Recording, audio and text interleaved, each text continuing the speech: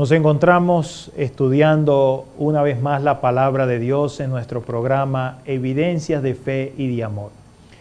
Y estoy muy feliz que podamos hoy compartir lo que dice la palabra de Dios en aquellas profecías más famosas, que son una evidencia tangible, una evidencia firme, una evidencia cierta de que la palabra de Dios es verdad y que el amor de Dios por cada uno de nosotros es muy grande. Para el tema de esta oportunidad, me gustaría que antes de iniciarlo podamos, como lo hacemos siempre, inclinar nuestro rostro para tener una palabra de oración. Querido Padre, te damos muchas gracias por la oportunidad que nos brindas de poder estudiar una vez más tu palabra. Y te pedimos que tu presencia pueda conducirnos, ayudarnos y enseñarnos para entender el mensaje que tú tienes para nosotros y afirmar nuestra fe, hacer crecer nuestra fe, pero sobre todo nuestro amor hacia ti y hacia Jesucristo, tu Hijo. En tus manos nos encomendamos en el nombre de Jesús. Amén. Hoy vamos a estudiar algunas de las profecías más famosas que encontramos en la Escritura con relación al nacimiento de nuestro Señor Jesucristo. El nacimiento de nuestro Señor Jesucristo no fue algo dejado al azar, fue algo muy bien planificado. El Señor Jesucristo iba a venir a esta tierra y desde el principio muchos profetas hablaron acerca del nacimiento de Cristo Jesús. Antes de poder adentrarnos a descubrir todos estos secretos extraordinarios que están en la palabra de Dios, me gustaría leerles un texto de la Escritura que está en el libro de Primera de Tesalonicenses, el capítulo 5, el versículo 20. Este es un texto escrito por el apóstol Pablo, enviado a los hermanos en Tesalónica. Es parte del cierre de una carta, donde el apóstol Pablo hace una aseveración para que los hermanos de Tesalónica pudieran tomar en cuenta constantemente. Nunca olvidar.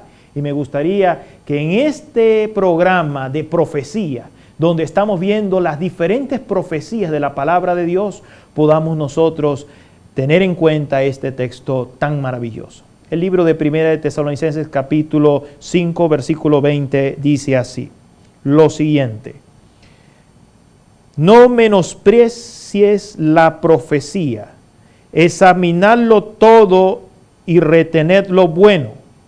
Voy a repetirlo una vez más, es un texto muy corto.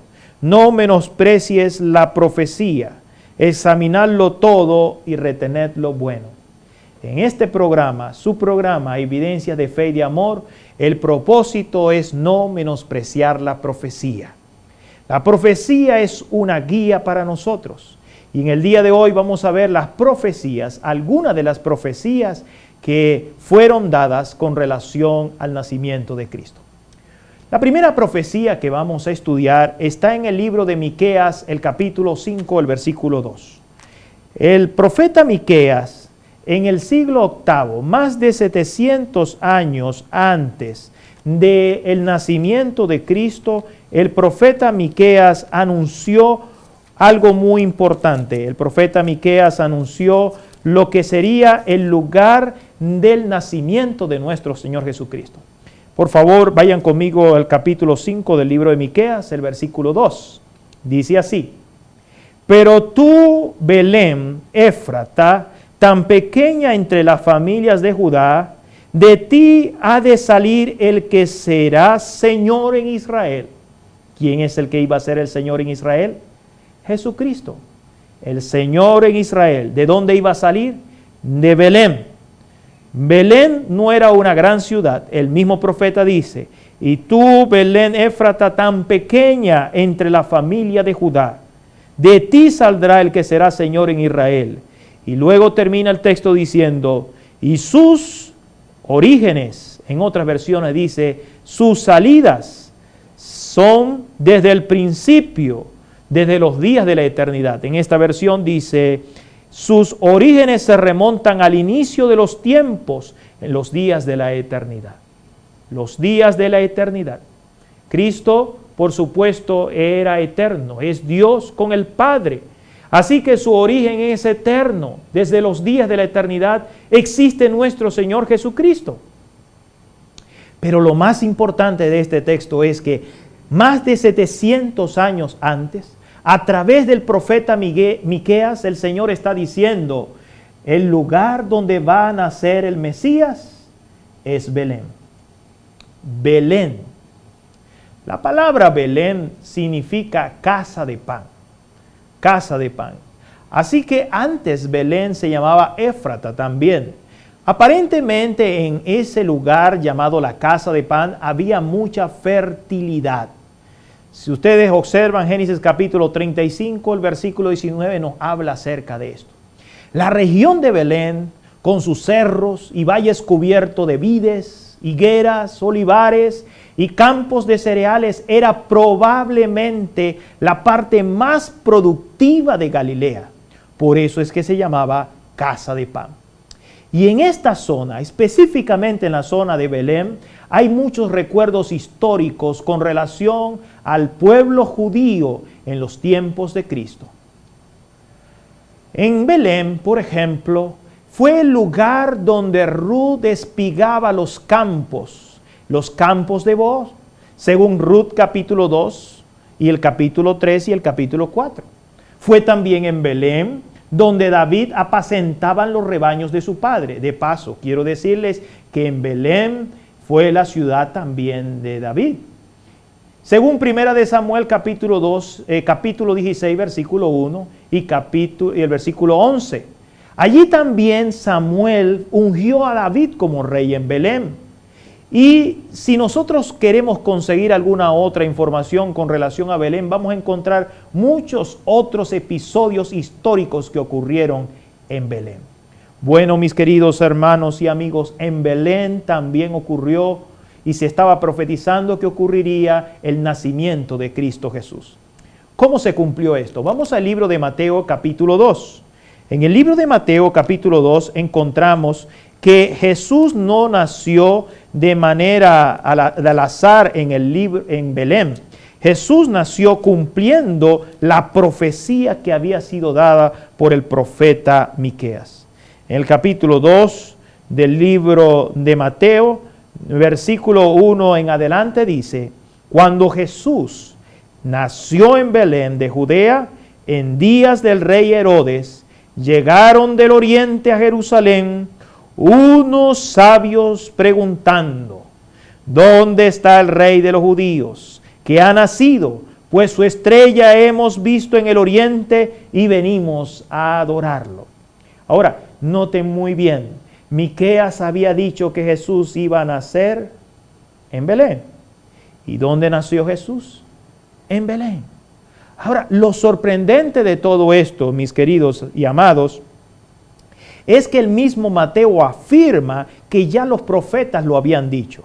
En el versículo 5 dice, Mateo escribe, y ellos le respondieron, y en Belén de Judea, porque así está escrito por el profeta, y tú, Belén, de la tierra de Judá, no serás la más pequeña entre los príncipes de Judá, porque de ti saldrá un guiador que apacentará a mi pueblo Israel. En aquellos tiempos, ellos sabían que el profeta había dicho que Jesús iba a nacer en Belén.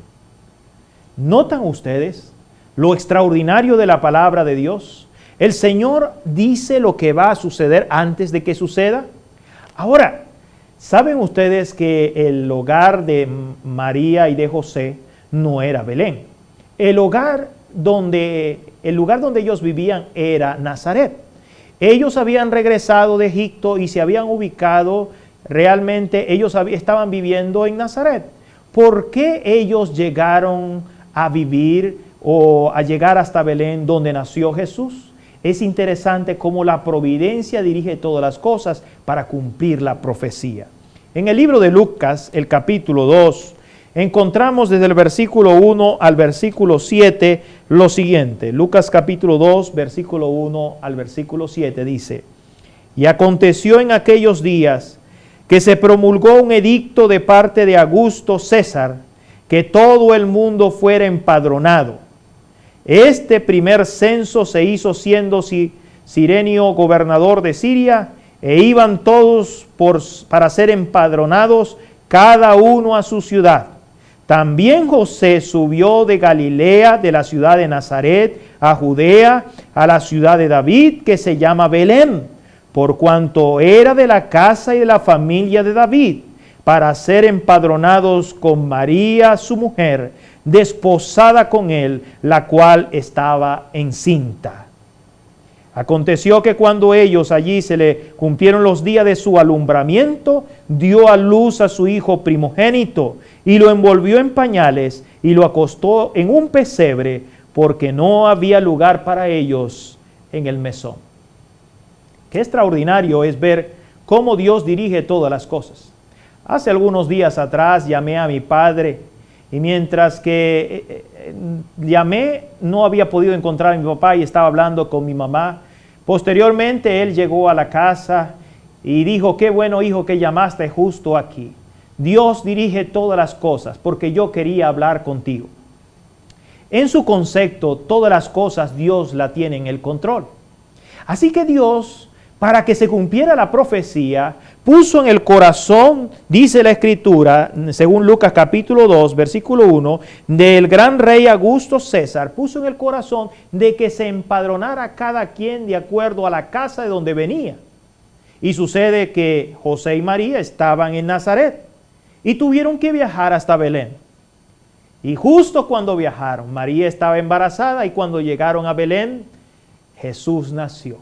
Y así se cumplió la profecía, porque Dios quería que la profecía se cumpliera.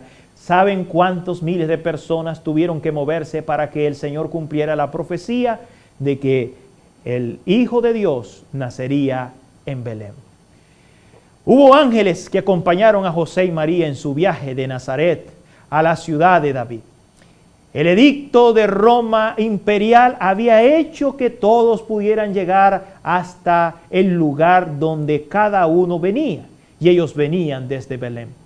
Así que, como en la Escritura muestra que en antaño Ciro también fue llevado al trono a cumplir un plan, también Augusto César estaba cumpliendo, sin saberlo, el propósito de Dios al traer la madre de Jesús a Belén.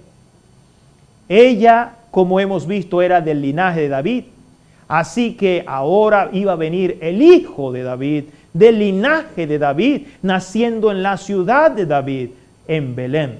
Y entonces se cumpliría la profecía que en Belén Jesús iba a nacer. Nadie se imaginaba que en esa pequeñita ciudad, la casa de pan, esos viajeros cansados y sin jugar que llegaron allí, y que entre las estrellas calles caminaron tratando de encontrar un aposento donde morar, esa pareja singular, común y corriente, era la pareja de la cual vendría el Hijo de Dios. El único sitio donde encontraron refugio fue un tosco edificio que daba albergue a unas bestias, y allí en ese lugar nació Jesús, el Redentor del mundo. La palabra de Dios nos presenta claramente lo que sucedió. Nos dice que el ángel del Señor claramente se presentó a los pastores y le dijo: hoy ha nacido en la ciudad de David el Salvador, el Hijo de Dios. Los pastores fueron a acompañar a esa pareja y a compartir el gozo de ver el nacimiento en la ciudad de David del Salvador, que es Cristo el Señor. En la época de Navidad se habla mucho acerca del nacimiento de Cristo, pero me gustaría que hoy en este programa recordáramos que el lugar del nacimiento fue profetizado por el Señor. Muchas otras cosas fueron profetizadas también por el Señor mucho tiempo antes. Por ejemplo, en el libro de Oseas, el capítulo 11, el versículo 1 dice que el Señor había dicho que de Egipto había llamado a su Hijo. Así que en Egipto iba a estar el Hijo de Dios, Jesús, y después iba a ser llamado de Egipto. Ustedes saben muy bien que José tuvo que tomar a su hijo y llevarlo fuera porque Herodes quería matar al niño. Y él trató de salir de la jurisdicción de Herodes y llegó hasta Egipto. Luego la profecía dice que él sería llamado desde Egipto y regresaría desde Egipto. En Mateo capítulo 2, el versículo 15, nos presenta claramente esta referencia. Mateo capítulo 2, versículo 15 nos muestra que se cumplió la profecía de Oseas, capítulo 11, capítulo 11, versículo 1. El libro de Mateo capítulo 2, versículo 15 dice: estuvo allí hasta la muerte de Herodes, para que se cumpliera lo dicho por el Señor por medio del profeta, como dijo: de Egipto llamé a mi hijo. Nada de lo que Dios hace es por casualidad, todo tiene un plan. Ustedes también recuerdan que Herodes quiso matar a muchos niños porque no sabía cuál era el niño que representaba una amenaza para su reino. Según el libro de Jeremías, el capítulo 31, el versículo 10, el versículo 11, el versículo 15, habla acerca de que Raquel lamenta por sus hijos. Esa profecía se cumplió cuando encontramos en Mateo capítulo 2, versículo 18, lo que hizo Herodes. Mateo capítulo 2, versículo 18 dice: voz fue oída en Ramá, grande lamentación y lloro y gemido, Raquel que llora a sus hijos y no quiso ser consolada. El versículo 17 dice: entonces se cumplió lo dicho por el profeta Jeremías. Jeremías había dicho que en Belén iba a haber un gran llanto, y eso se cumplió. Oseas había dicho que Jesús iba a estar en Egipto, y eso se cumplió. Miqueas había dicho que Jesús iba a nacer en Belén, y eso se cumplió. Pero también el libro de Números, capítulo 24, el versículo 17, nos presenta otra profecía que se cumplió en el nacimiento de Cristo. Números 24, 17 dice: lo veo, mas no ahora, lo contemplo, mas no de cerca. Saldrá estrella de Jacob, se levantará cetro de Israel, y herirá las sienes de Moab, y destruirá todos los hijos de Seth. ¿Saldrá estrella de Jacob? Ustedes recuerdan claramente que en Mateo capítulo 2, versículo 2 leímos que unos sabios, unos reyes sabios vinieron del oriente diciendo: su estrella hemos visto. ¿Cuál estrella? La estrella que ellos conocían por el profeta Moisés, que había escrito en Números capítulo 24, versículo 17, que estrella saldría de Jacob. La palabra oriente viene del término griego anatol, que significa no meramente oriente, sino surgimiento. En otras palabras, el texto debería decir: su estrella ha surgido, hemos visto su estrella que ha aparecido. Y esa estrella condujo a los sabios del oriente hasta el pesebre donde estaba Jesús, el Salvador. Esta profecía también se cumplió. Se han cumplido todas estas profecías con relación al nacimiento de Cristo. Ahora, hay una profecía muy hermosa con relación al nacimiento de Cristo que está en el libro de Isaías capítulo 7, versículo 13 y 14. Isaías, el capítulo 7, versículo 13 y 14, dice el profeta lo siguiente. Versículo 13. Entonces dijo Isaías: oíd ahora, casa de David, no os basta con ser molestos a los hombres, sino que también lo seáis a mi Dios. Por tanto el Señor mismo os dará señal. La Virgen concebirá y dará a luz un hijo, y le pondrá por nombre Emmanuel. ¿Se acuerdan ustedes de ese nombre? La Escritura, cuando Jesús nació, también dijo que se llamaría su nombre Emmanuel. ¿Y qué significa Emmanuel? Emmanuel significa Dios con nosotros. Isaías, contemporáneo de Miqueas, más de 700 años también había hablado de Jesús. Pero no solamente había hablado de Jesús, había dicho que la Virgen iba a concebir un hijo y se llamaría su nombre Emmanuel. Isaías es conocido como el profeta mesiánico. Así que Isaías habló que nacería de una virgen también nuestro Señor Jesucristo. Qué extraordinario es ver que este libro tan especial nos da evidencias claras que los profetas, los hombres llenos del Espíritu Santo, hablaron siendo inspirados por él, y que Dios inspiró a estos hombres para que anunciaran lo que iba a suceder, y que este libro nos presenta un mensaje real, cierto y verdadero. Hay una profecía muy especial que es relacionado con Cristo, con la venida de Cristo, que no me gustaría pasar por alto. Es una profecía muy importante que está en el libro de Daniel, capítulo 9, versículo 25. Quiero invitarles para que ustedes me acompañen al libro de Daniel, capítulo 9, el versículo 25. El profeta Daniel escribió lo siguiente.